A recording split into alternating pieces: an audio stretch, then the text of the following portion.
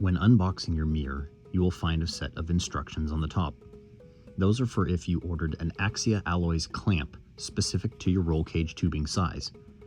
If you didn't add the Axia clamp to your order at checkout, this video will show you how to mount the mirror using universal clamps which are included with your mirror. Again, these instructions are for the Axia clamps.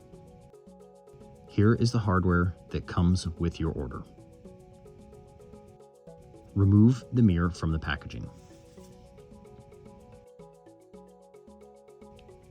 Take the bolt shown here and insert it as shown. Screw the nut down all the way to the end of the threads on the bolt. Next, you will grab this part and remove the two bolts before attaching it to the mirror. Insert the aluminum part, then insert the two bolts and tighten them with the Allen wrench that is provided.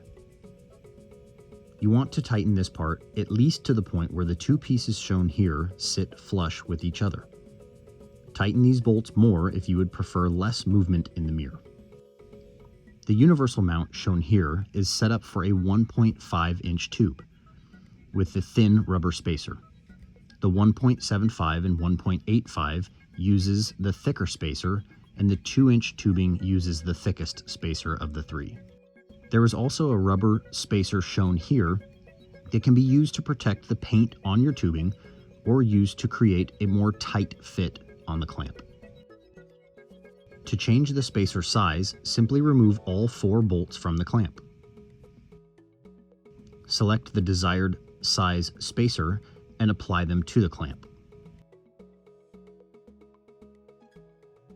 The longest bolts here are for the 2-inch.